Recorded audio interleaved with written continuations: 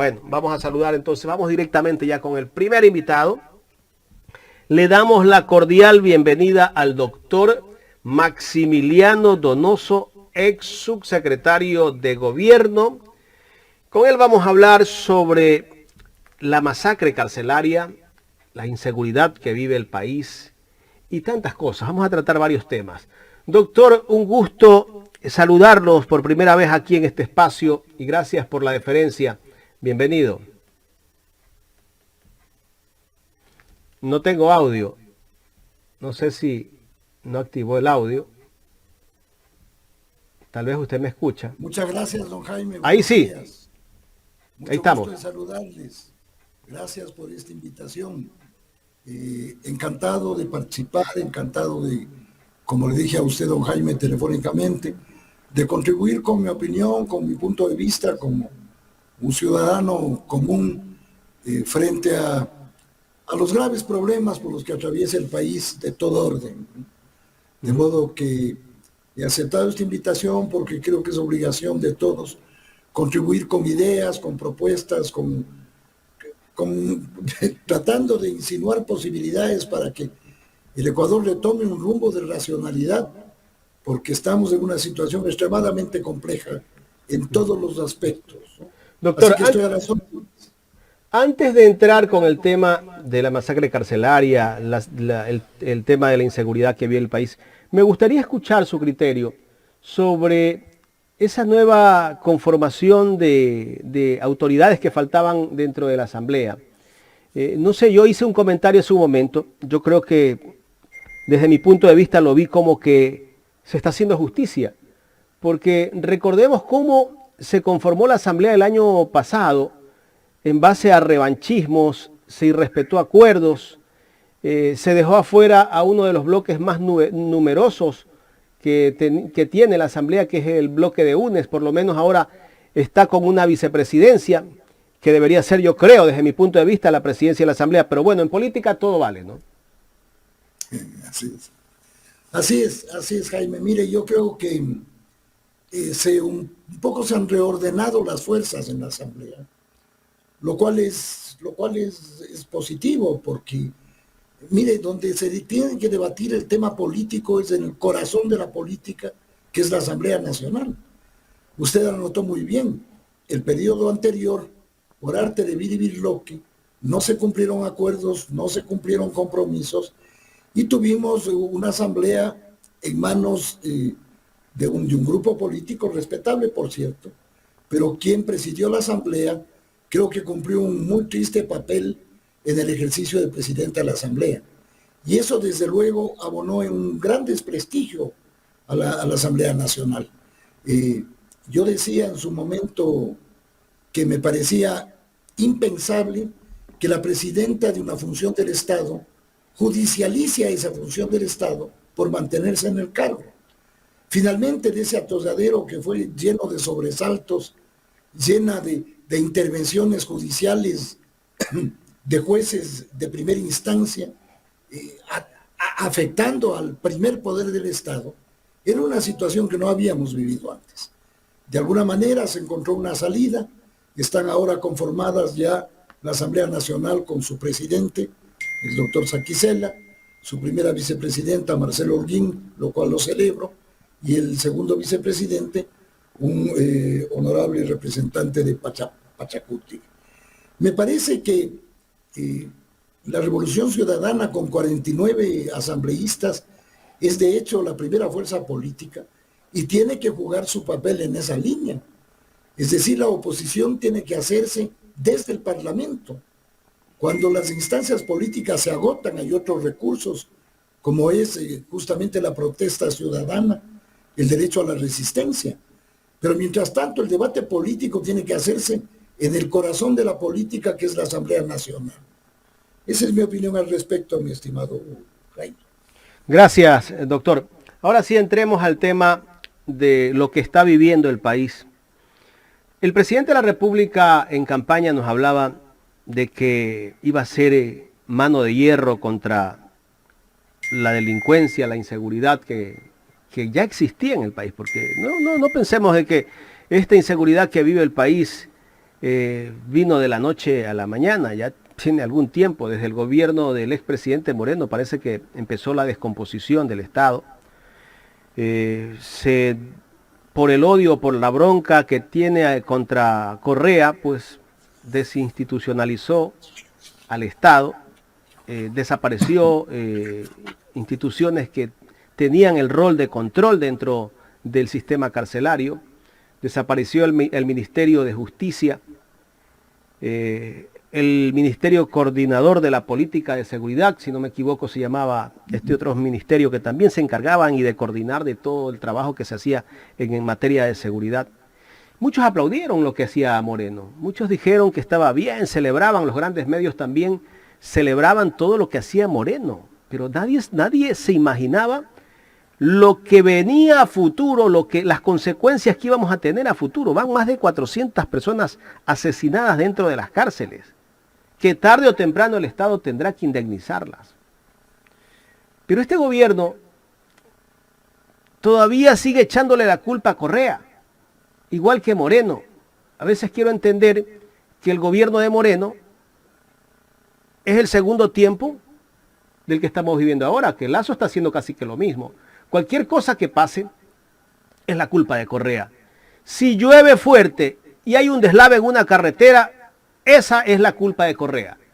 Entonces, vemos que hay una incapacidad total de parte de las autoridades que están al frente de todo el sistema de seguridad en este país, incluido el ministro del Interior, el señor Cobo, que es el director de inteligencia del gobierno, y el presidente de la República. Doctor, ¿a dónde vamos con todo esto, esta política que lleva el presidente de la República en materia de seguridad? Jaime, yo creo que usted ha hecho una introducción válida. Déjeme decirle que desde mi particular punto de vista, el correcto análisis nos obliga a retrotraernos justamente al año 2017. El año 2017, donde asume el poder el licenciado Lenín Voltaire Moreno Garcés, que cumpliendo desde mi particular punto de vista una agenda fraguada desde el exterior y con las élites locales, lo que arrancó es un proceso de desinstitucionalización y desmantelamiento perfectamente calculado de la estructura del Estado, de la nueva arquitectura del Estado, tanto jurídica como financiera, que se construyó a partir de la Constitución del 2008, aprobada por el 68% de los ecuatorianos.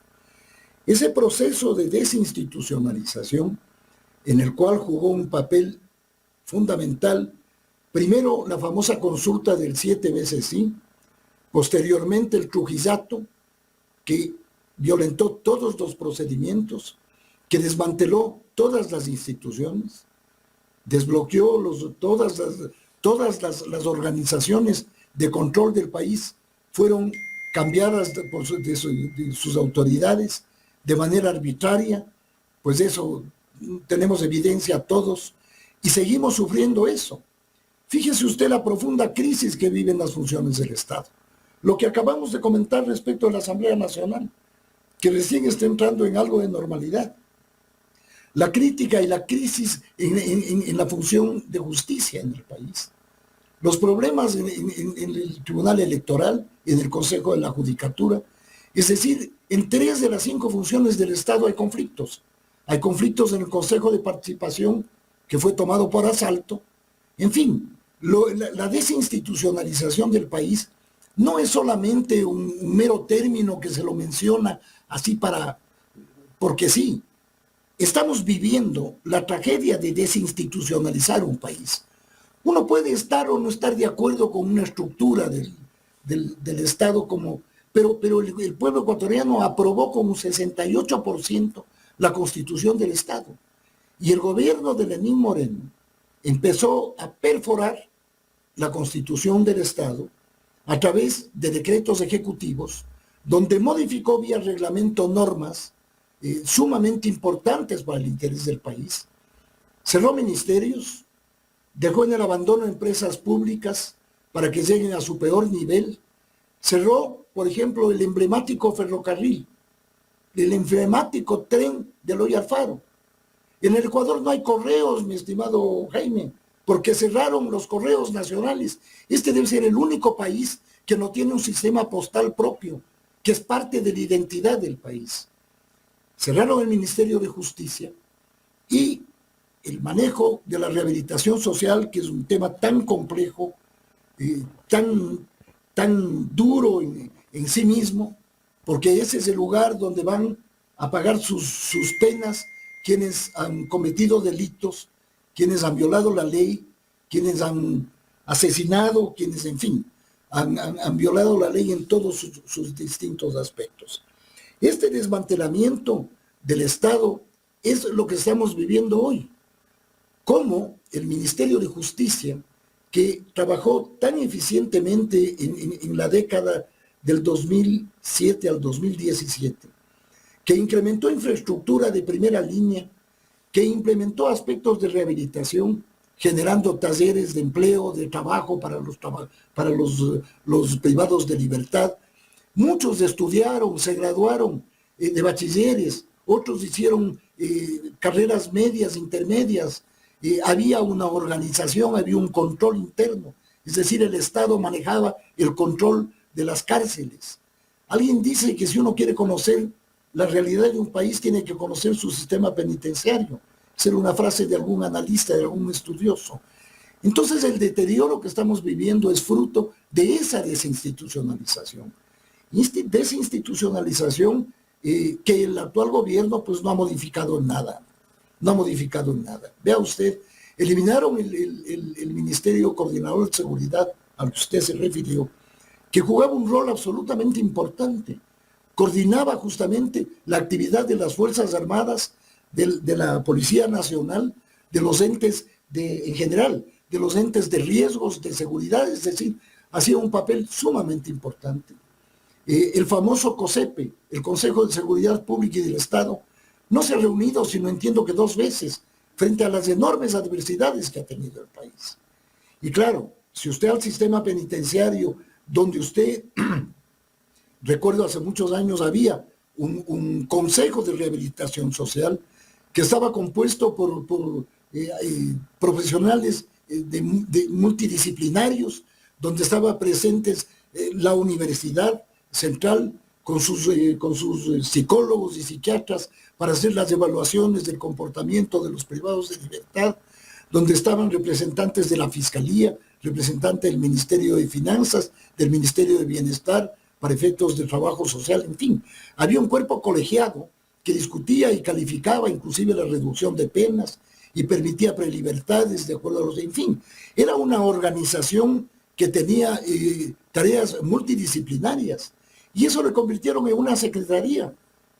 Como han dicho algunos analistas y entendidos en el tema, las cárceles en Ecuador se han convertido en unos repositorios, en unos depósitos de seres humanos, ¿no?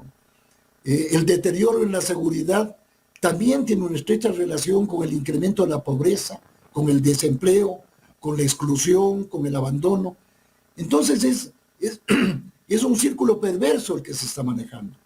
Y claro, no vamos nosotros sino a esperar, con mucha tristeza lo digo y con mucha preocupación, que sigan estos eventos trágicos en las cárceles, ¿no? Porque el Estado no tiene el control en las cárceles. Es increíble. El Estado no maneja, no controla. Y eso lo hemos visto. Se conoció, y estuve revisando, en muchos casos de las masacres anteriores, se supo con relativa anticipación que había movimientos, que había problemas. ¿Dónde está la inteligencia para averiguar esos temas? Entonces, perdón que le interrumpa, doctor. Sí. Cuando usted dice el Estado no controla, pero ¿por qué? Falta de voluntad, falta de recursos, porque en algún momento nosotros hemos ido a visitar a un familiar o a algún amigo que ha estado detenido y nos damos cuenta que cuando uno ingresa a un centro penitenciario, un centro de rehabilitación, nos revisan todo, un poco más nos viran patas arriba, hasta las partes íntimas le van tocando a un hombre, a una mujer. Y ahí es que nosotros nos hacemos una gran pregunta, ¿y cómo es que entran las armas? ¿Cómo es que entran cuchillos, fusiles, granadas? ¿Cómo es que Granadas. entra? ¿Quiénes son los responsables del control en las cárceles del país? Pues el presidente de la República se lava las manos. Eso es lo grave, pues lo que usted anota, don Jaime, es absolutamente real. Hay un aparente control al ingreso de acceso a los centros penitenciarios. Y realmente lo que usted dice es realmente admirable e indignante.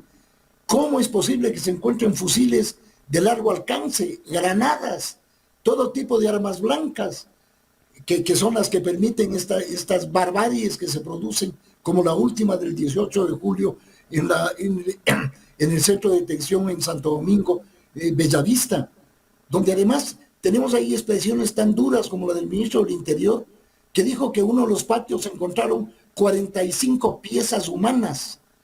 Yo jamás había escuchado un término en ese sentido.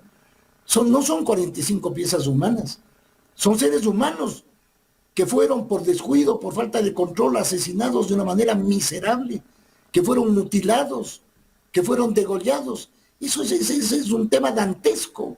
Y eso Doctor, le demuestra que no hay control del Estado en el manejo de las cárceles. y hay que señalar que hubo alerta de lo que iba a pasar.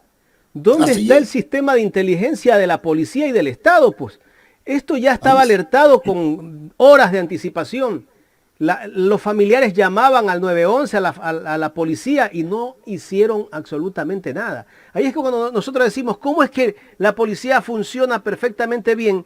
Cuando se da una movilización, funciona la inteligencia, escuchan todo lo que quieren escuchar, pero dentro de las cárceles no funciona. Eso es lo trágico, eso es lo grave, don Jaime. Ese es el gran interrogante que se hace el Ecuador entero. ¿Cómo es posible el ingreso, además de armas, de todo lo demás, de drogas, de todo lo que usted quiera? Y ese mundo perverso que rige dentro de las cárceles es porque el Estado no tiene una política criminal, no hay una estructura que permita manejar adecuadamente y administrar adecuadamente los centros de rehabilitación y donde debería haber un verdadero proceso de rehabilitación. Ahora más que nunca, las cárceles son templos de formación de la más perversa delincuencia. Todo lo que hemos visto es absolutamente descorazonador. Y eso le va a pasar a factura y le pasa factura al país frente a los derechos humanos, frente al incumplimiento justamente de las responsabilidades que tiene el Estado. Mire, todo privado de libertad es responsabilidad, la tutela de los mismos del Estado ecuatoriano. Y eso es lo que no se cumple. De modo que, si es que no existe una transformación estructural, don Jaime, si aquí no se vuelve a armar un sistema de rehabilitación con base técnica, científica, con recursos, vamos a seguir siendo testigos absortos y testigos de estas masacres que son terribles y lamentables y que le avergüenzan al país y a la sociedad ecuatoriana, don Jaime. Doctor, muy buenos días. Carla Aro le saluda. Hablemos Hola, un Carlos. poco de las fronteras de nuestro país, porque sin duda alguna el gobierno manifiesta dos cosas. Primero, que en su gobierno se ha incautado la mayor cantidad de droga. Y segundo, que él no va a negociar con delincuentes.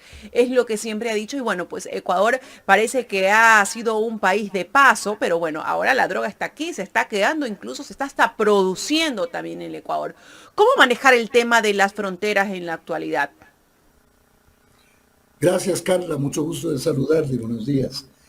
El tema de la frontera y de las fronteras en general es responsabilidad de las Fuerzas Armadas. Las Fuerzas Armadas son las responsables del control fronterizo, de la soberanía y del manejo de los riesgos externos. La Policía Nacional, por definición, tiene como responsabilidad el control interno, de la seguridad interna del país.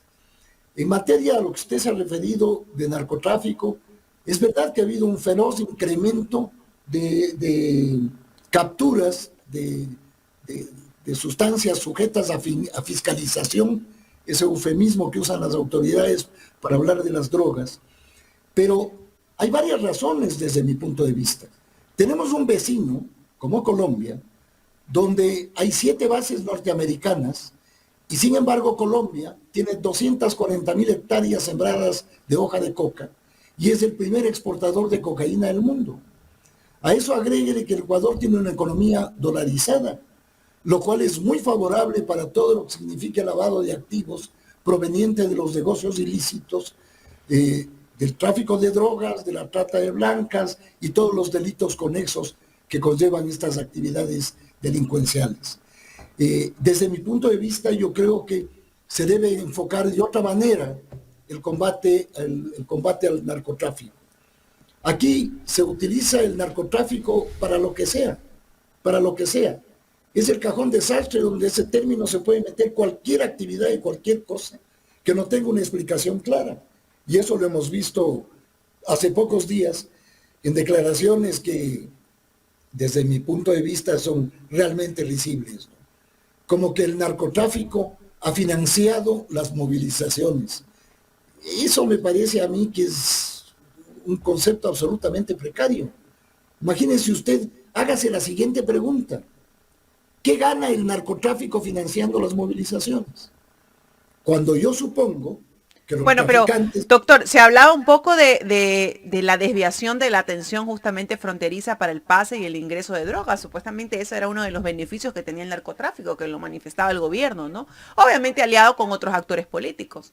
¿Podría ser cierto esto? Porque sí vimos en las manifestaciones una gran cantidad de militares, de policías, de marinos bien dotados, ¿no? Lo que no pasa en otras ocasiones.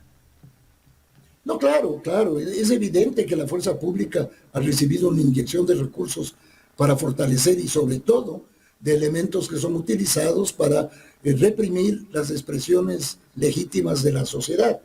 Yo estoy de acuerdo que jamás los ecuatorianos vamos a aceptar que sobre pretexto de la protesta social se dañen, se afecten bienes públicos y privados, se afecte a la seguridad de las personas. Eso nadie está de acuerdo en eso. Pero tampoco es verdad que cuando existe un proceso de protesta social, la gente viene a destruir las ciudades. No, no. La gente viene a reclamar sus derechos. La gente viene a reclamar un empobrecimiento fenomenal, el desempleo, el abandono total de la salud en el país. Acuérdese hasta el 2017, el abandono de la educación. Mire, le voy a dar un dato que es muy decidor. Hasta el 2017, la inseguridad, o mejor dicho, el nivel de asesinatos estaba en el 5.9 por cada 100.000 habitantes. Ese era el porcentaje con que se medía, ¿no es cierto?, los asesinatos en el país, dentro de la criminalidad. Actualmente, en el año 22, esa cifra ha subido al 19.5 por cada 100.000 habitantes. ¿De quién es la responsabilidad de controlar la seguridad interna y externa del país? Del Estado, pues. Como bien decía don Jaime, ya basta de culpar a quien fue presidente hace 5 años, dejó de serlo. Y su vicepresidente, que se supone que le acompañó durante 7 años, que no había sabido nada, que no había visto nada, que se convirtió en el principal acusador y que le llevó al país, y vuelvo y repito, a una desinstitucionalización cuya factura la estamos pagando y la seguiremos pagando. Habrá que averiguar cómo huequearon, cómo afectaron la Constitución del Estado a través de reformas hechas vía decretos ejecutivos. Eso es lo que hay que averiguar, eso es lo que hay que estudiar. Y en materia de seguridad, hay que restituir una estructura que garantice la seguridad en el país. Porque no puede ser posible que las masacres se den en las cárceles y que los sicariatos lleguen a 2.000, 3.000 asesinatos en lo que va del año y que el sicariato sea moneda corriente en el país. Eso, ¿de quién es la responsabilidad? Del Estado, pues. Ahí no se puede buscar a terceros intentando justificar cosas injustificables, ¿no? La inoperancia, la ineficiencia, la falta de planificación, que es otra característica de los gobiernos neoliberales, la ausencia de planificación, es decir, solo van al costo de oportunidad, ese afán irreductible de privatizar todo, de acabar con lo que ha sido el patrimonio y los activos del Estado. Yo creo que la mayoría del pueblo ecuatoriano está absolutamente consciente de que ese no es el camino que el país requiere y que el pueblo ecuatoriano exige, ¿no? Las cárceles del país requieren obviamente un cambio integral, estructural, pero el gobierno parece que no puede con esto. Y justamente usted hablaba de la privatización, ¿no? En algún momento tuvimos un invitado aquí que nos manifestaba que, el coronel Pazmiño específicamente, que había que privatizar al menos ciertas cosas dentro de la cárcel, como por ejemplo el tema de la seguridad. ¿Realmente usted cree que sea necesario cederle este tipo de competencias a compañías o empresas externas, como por ejemplo el tema de la seguridad, que es un tema definitivamente bastante complejo, porque decimos, ¿por dónde entran las armas? Por la puerta. Así es, Carla. Yo escuché también esa entrevista a este coronel experto en seguridad y discrepo absolutamente, ¿no? En los Estados Unidos hay casos y hay estados donde están privatizadas las cárceles, pero eso es un sistema de esclavitud moderna, ¿no? Eso no soluciona ninguno de los vicios y de los problemas que acusa el sistema penitenciario ecuatoriano. Eso es tratar de resolver en base a determinado tipo de intereses, ¿no? ¿Cómo se va a pensar en privatizar las cárceles? Pues es absurdo, es absurdo. Privatizar la seguridad, eso es el sueño de muchos, ¿no? Porque ese es un gran negocio, sin lugar a dudas, pero es absolutamente inviable, pues. Y el gobierno tiene que dar demostración de voluntad política y de responsabilidad con los ecuatorianos, libres y privados de libertad. La seguridad es un bien mayor que tiene la responsabilidad total el Estado de garantizar a todos y cada uno de los ecuatorianos. De modo que pensar en esos criterios, con todo respeto, pues no, ni siquiera los tomo en cuenta. Doctor, el ministro Carrillo manifestó después, obviamente, de los sucesos que pasaron, pues, en la cárcel de Santo Domingo, que esto viene en base, pues, al tema psicológico de los presos, ¿no? Que viene dado de esa conducta psicológica que tienen, de la cual, pues, se debe hacer un estudio. Entonces, un poco nos deja a nosotros los ecuatorianos en el aire, ¿no? Porque obviamente si hablamos de la parte psicológica de los privados de libertad también es responsabilidad, obviamente, del Estado, porque se supone que están en ese proceso, ¿no? Ellos están en ese proceso de reinserción a la sociedad y cuando salen deben de estar totalmente reinsertados con programas que de verdad los lleven pues a una reinserción integral, psicológicamente, laboralmente, familiarmente. ¿Qué lectura le podemos dar, por ejemplo, a este tipo de declaraciones a través de redes sociales del ministro, cuando obviamente estamos conscientes, y estoy segura que él también está consciente, que las cárceles no cumplen esa misión, ese objetivo? Eh, es evidente que existía en el Consejo de Rehabilitación Social, en su estructura anterior, existía una área de psicología y de psiquiatría en el manejo de las cárceles. Porque es obvio que hay que tener perfil psicológico de los delincuentes. Inclusive eso jugaba un rol importante y tenía mucho peso en el proceso de reducción de penas. A partir de determinados meses, digamos, años de cumplimiento de la sentencia, podían los privados de libertad acogerse a un sistema de reducción de penas. Y uno de los factores fundamentales ahí era el buen comportamiento del detenido, del privado de la libertad, y naturalmente su perfil psicológico. Es decir, que pudiera demostrar que ha entrado en un proceso de rehabilitación. De ahí la fundamental necesidad de que las personas privadas de libertad tengan actividades culturales, educativas, de trabajo, donde puedan entrar en un proceso de rehabilitación. Y yo le preguntaría más bien si es que ya tenemos censos en las cárceles, porque no sé si ustedes han advertido que en el caso de las masacres anteriores, y no sé si en el caso de esta, había cadáveres que no eran posibles de identificar porque ni siquiera había un censo en cada centro de detención del país. Entonces yo creo que eso es primero, pues hay que saber cuántos son, quiénes son, qué perfil, qué nacionalidad, por qué motivos están, es decir, tener todo un registro de penitenciario de quienes son privados de la libertad, pues. Y solamente ahí entrar a entender la necesidad de hacer evaluaciones psicológicas, de ponerles en distintos niveles de peligrosidad, es decir, de dividir, porque no todos pueden estar compartiendo un mismo espacio, si es que acusan o están privados de la libertad por diferentes causas. Una Doctor, cosa será asesinato agravado y otra cosa será por otro tipo de delitos. Doctor, pero el gobierno lo sabe. El gobierno sabe que, bueno, que la disputa también entre bandas es por territorios y por esto del paso, del traspaso de la droga, lo sabe, pero no hace nada, no los tiene separados, no toma acciones. Entonces yo le pregunto a usted, ¿qué podríamos deducir? ¿Que el gobierno no puede o no quiere efectivamente poner mano dura en las cárceles o definitivamente no tiene un plan, no sabe cómo hacerlo? Verá, yo creo que son varias cosas. Una, que no tiene interés, es ¿Por un qué no sector que tendría no el le interés de interesa. hacerlo? Porque si esto No tiene, de hecho esto conmociona a la sociedad y de una u otra forma desestabiliza hasta el propio gobierno.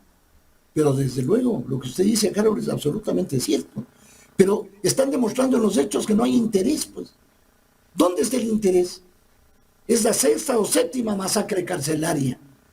¿Dónde están los censos? Sabemos quiénes están, quiénes son. Siguen entrando armas largas, livianas, pistolas, granadas. Solo faltan lanzacohetes y tanques que entren para a manos de quienes controlan las cárceles y desde ahí disponen la delincuencia fuera de ellas.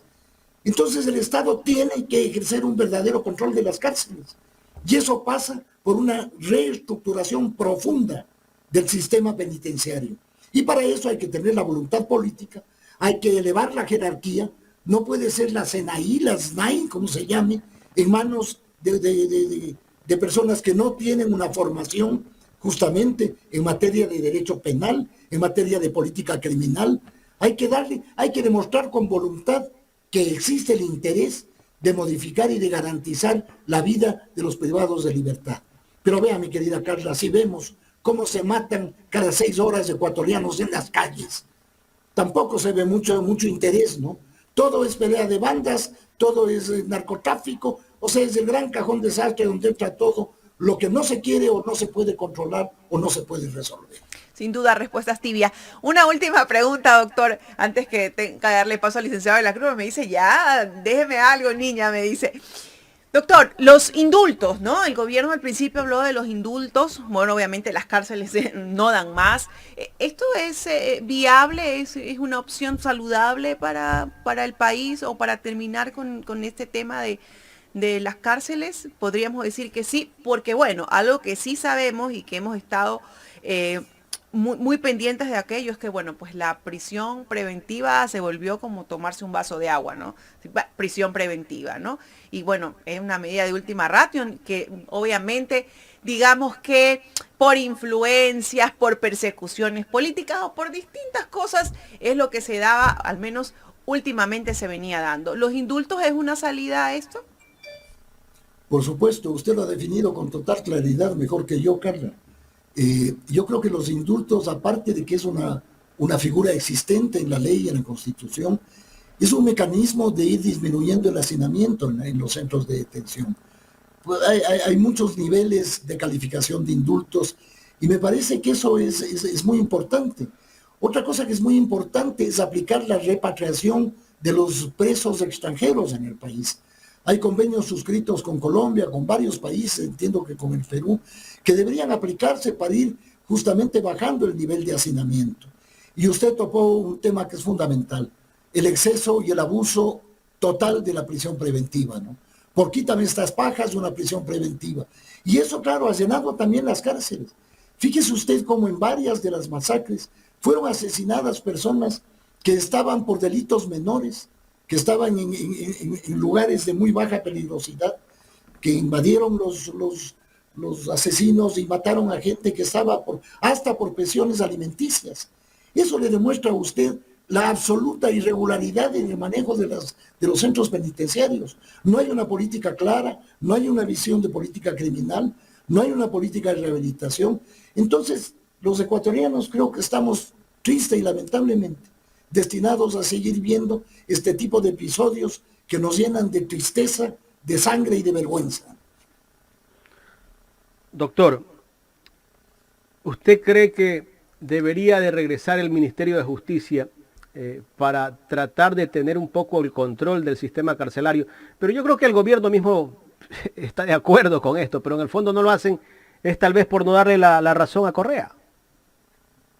Es muy posible lo que usted dice, don Jaime, pero es obvio que es necesario que un ministerio, o sea, una cartera a ese nivel, con el peso político, con el encargo del presidente, tome a cargo el tema de rehabilitación en el país, el tema del manejo de las cárceles, el tema del derecho de los privados de libertad, que no pueden ser tratados como una escoria. Están cumpliendo por haber cometido delitos, pero tienen también sus derechos básicos como seres humanos, y no podemos ver impasibles que se produzcan estas masacres que, vuelvo y repito, nos duelen a los ecuatorianos, nos bañan en sangre y nos inundan de vergüenza. Ese es un tema que hay que superarlo como una cuestión vital, inclusive de imagen externa del país. Ese es un elemento. Vi hace pocos días en un canal norteamericano una crítica feroz al gobierno ecuatoriano y al presidente Lazo por esta nueva masacre carcelaria, ¿no? Porque es un acto de barbarie, ¿no? Es un acto de barbarie. Y en toda sociedad los privados de libertad son responsabilidad del Estado, don Jaime. Doctor, escuchar a muchos actores políticos y a muchos medios, a muchos opinólogos, denunciólogos, ruidosos de la comunicación, decir que este gobierno está haciendo bien las cosas, yo lo dudo. Y que el tema carcelario no es de ahora, sino viene desde hace muchos años.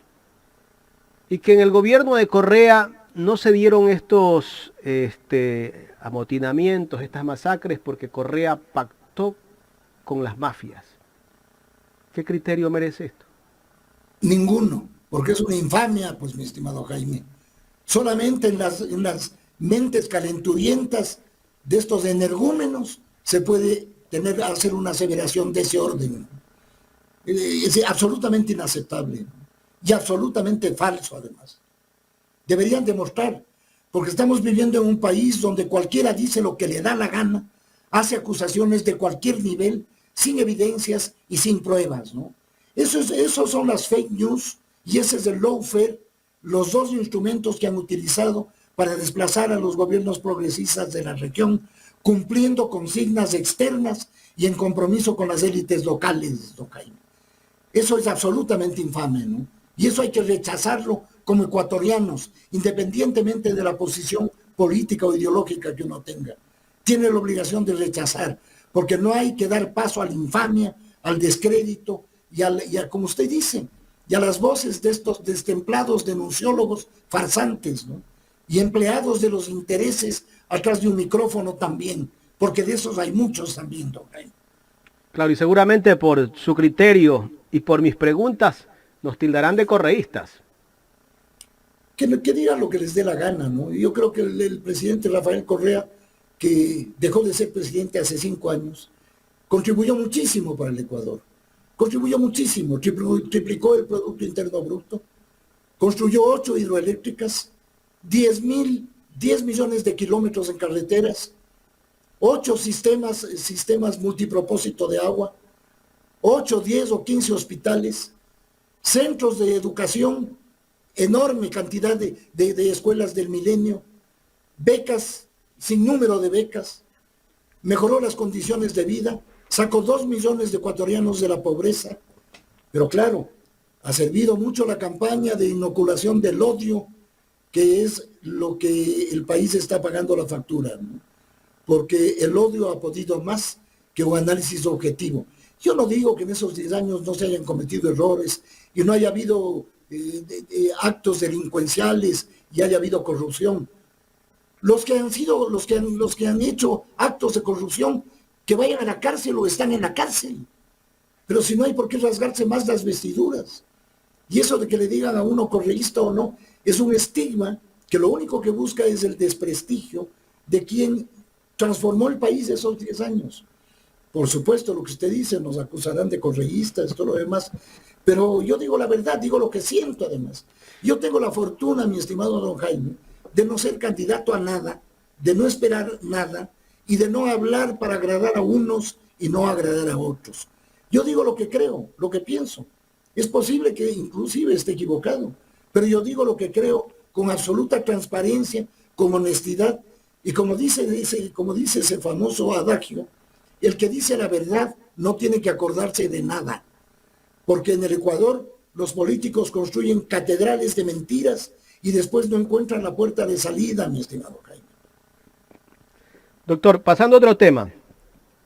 El presidente de la República hace 9 días decía un poco, no sé si el término fue este, que estaba orgulloso que en estos 14 meses de su gobierno no se había detectado ningún acto de corrupción en este tiempo que lleva gobernando. Cuando justamente presentaba, esto lo dijo cuando presentaba el Plan Nacional Anticorrupción, donde estaba el señor Verde Soto, que es el secretario anticorrupción, decía este discurso, pero justamente hace un poco menos de 48 horas se detectó un caso de corrupción dentro del sistema de las aduanas y otras instituciones públicas, donde se han estado ofertando cargos públicos con valores de $10.000 a las personas que iban a trabajar en estas instituciones, tanto en aduana y otras instituciones del Estado. Y allí se involucra incluso al asesor presidencial ad honorem, el señor Juan José Pons, y a su hijo, que les allanaron justamente la casa el día de ayer. ¿Qué criterio merece? No solo tal vez se ha detectado este acto de corrupción recientemente, hay otros casos de corrupción tal vez por ahí que no lo sabemos. Vea, don Jaime, yo le voy a contestar con una respuesta de una última encuesta de perfiles de opinión. 8 de cada 10 ecuatorianos no creen la palabra del presidente. No creo que quepa hablar más sobre el tema. Correcto. Bien, ¿todavía podemos hablar otros minutos, doctor? Por supuesto, Ya. estoy a las órdenes, don Me Jaime, gustaría, encantado. me gustaría hablar otro tema, el tema seguro social. El seguro social se lo viene criticando, desprestigiando, pero lógico, pues si se te desprestigian, pones a gente que tal vez va con una misión dentro de esa institución para no hacer nada o para deteriorar los servicios del seguro social y buscar la manera de privatizarlo. Entonces cada día vemos denuncias contra el seguro social y yo converso a veces con los jóvenes, ¿no? Los jóvenes que todavía creen en ciertos medios de comunicación tradicional que nos intentan hacer creer a los ecuatorianos que tal vez el seguro social en manos privadas estaría mejor y que tendría un mejor servicio la seguridad social. ¿Qué criterio merece, doctor, esta campaña que se ha hecho, que se está realizando contra esta institución, que bien o mal, yo creo que en manos del Estado estaría mejor, está mejor? Vea, don Jaime, la seguridad social es el ahorro interno del país. Lamentablemente el seguro social ha sido utilizado por distintos gobiernos como una suerte de caja chica. Y naturalmente, esta campaña de desprestigio al seguro social apunta sin duda a la privatización, sin duda a la privatización, ahí es el ahorro nacional. Pero usted comprenderá que los ecuatorianos, que confiamos, que creemos en el seguro social y que naturalmente esperamos primero en conocer las cifras abiertas, objetivas y demostrables del seguro social. Porque cada nuevo representante del presidente de la República, que además no debería hacerlo, el seguro social debería ser manejado única y exclusivamente por trabajadores y por jubilados. Así debería ser, porque es nuestro dinero el que hemos puesto a lo largo de nuestra vida como aportes y contribuciones. Y este proceso de deterioro aparente que le quieren dar, porque usted ha visto cómo nos juegan, ¿no? Ah, no, ya no hay plata. En 2 meses ya no habrá cómo atender la salud. En 6 meses ya no habrá para las pensiones. Es una carrera de desprestigio. Pero por suerte, quienes ahora, en mi caso inclusive, somos los beneficiarios de la jubilación del Seguro Social, lo defenderemos hasta las últimas instancias. Porque no hay derecho a intentar privatizar lo que es el ahorro nacional, lo que es el esfuerzo y la posibilidad de una vida digna después de concluir la vida activa laboral de todos y todas las ecuatorianas. Eso hay que defenderlo. Y ahí lo que hay que exigir y hay que intervenir la seguridad social, y debería haber mucho más acción ciudadana en eso, mucho más participación real de representantes de jubilados, pero que no vayan a hacer el coro al consejo ese administrativo que tienen, sino que se conozca en realidad la verdad actuarial, la verdad de los recursos, la deuda real que tiene el Estado y exigir el pago de la misma, pues. Fíjese usted que este gobierno no le cobra, el Seguro Social, teniendo capacidad coactiva, no cobra 1.300 millones de dólares de aportes pendientes del sector privado en el país. Y no es que yo esté en contra del sector privado de ninguna manera. El sector privado y el sector público tienen que trabajar de la mano, tienen que ser complementarios, pero el Estado tiene que poner límites y tiene que poner orden. Y en el concepto de un modelo económico neoliberal, eso no existe. Mientras más chico sea el Estado, mejor, para que el pez grande se le coma al chico. Acuérdese que en el gobierno de Durán Ballén se perdió la consulta popular de intentar privatizar el IES. De modo que ese es un tema que tiene que estar en el debate permanente y tiene que exigirse total claridad, no solo en el manejo, sino en la realidad económica, financiera e institucional de la seguridad social. Porque también, lamentablemente, la seguridad social se ha convertido en lugar de pago en materia de empleo, de trabajo, para satisfacer ciertas demandas de orden político. Pero el seguro social hay que defenderlo, don Jaime, y hay que defenderlo ejerciendo nuestros derechos como ecuatorianos, como miembros del seguro social, activos, en este caso quienes somos jubilados, nadie podrá tocar nuestros recursos y no lo permitiremos tampoco. Doctor, finalmente, ¿qué hubiese pasado si el Seguro Social hubiese estado en manos privadas en la época del feriado bancario? Si en esa consulta que no se ganó, no la pudo ganar el gobierno de Sixto Durán Ballén, ¿qué hubiese pasado en el feriado bancario, el Seguro Social o la Seguridad Social en manos privadas? ¿Qué podría haber pasado? Imagínense el desastre, pues, mi estimado Jaime. Y esa es otra cosa que no se le reconoce al gobierno del presidente Correa. Solamente se le acusa de que metió la mano y sacó recursos, etcétera. Pero usted se acordará que al 1 o 2 años de haber abandonado nuestra soberanía monetaria y tener como moneda el dólar, había pensionistas jubilados y jubiladas que tenían una pensión de 4, 5, 6 dólares al mes. Eso es lo que recibían por el brutal impacto del tipo de cambio y la dolarización al tipo de cambio de 25,000 dólares por unidad, de 25,000 sucres por dólar. ¿Quién reconstituyó, quién permitió elevar las condiciones de prestar beneficios y de prestaciones a los afiliados al Seguro Social? De eso la gente se olvida. El Seguro Social, si estaría en manos privadas, sería como la tragedia de Chile, mi estimado Jaime, donde las famosas AFPs, que además ahí también en un acto de absoluta falta de transparencia, una de las más grandes AFPs de Chile es de propiedad del hermano del expresidente Piñera. Y usted sabe que hay gente que ha trabajado 30, 35 años y tienen pensiones de 230, 150, 180 dólares. O sea, el sistema de jubilaciones privados es condenar a la miseria a quien termina su vida laboral. Y eso es absolutamente inaceptable. Por eso es que el Seguro Social hay que defenderlo de todas las maneras, de todas las formas. Y en eso todos los ecuatorianos, activos, cotizantes y beneficiarios de la jubilación, tenemos que estar pendientes de que no se lo toque, y menos de que se lo intente modificar en su objetivo, en lo que es el concepto de la seguridad social, ¿no es cierto? La solidaridad, la subsidiariedad, la redistribución, aspectos son fundamentales para la vida de la sociedad ecuatoriana, don Jaime.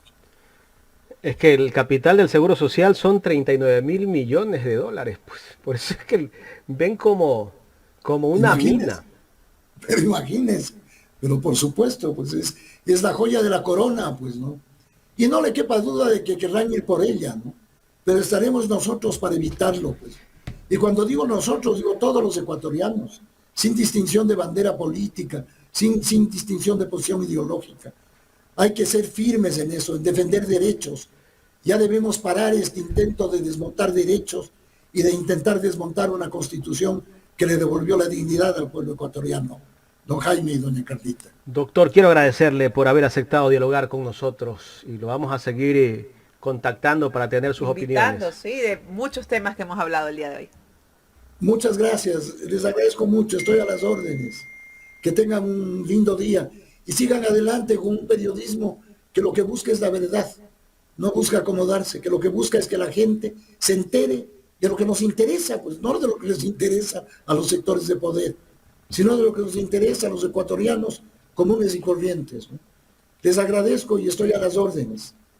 Gracias al doctor Maximiliano Donoso, ex subsecretario de Gobierno, dándonos el análisis de lo que en realidad estamos viviendo en este momento.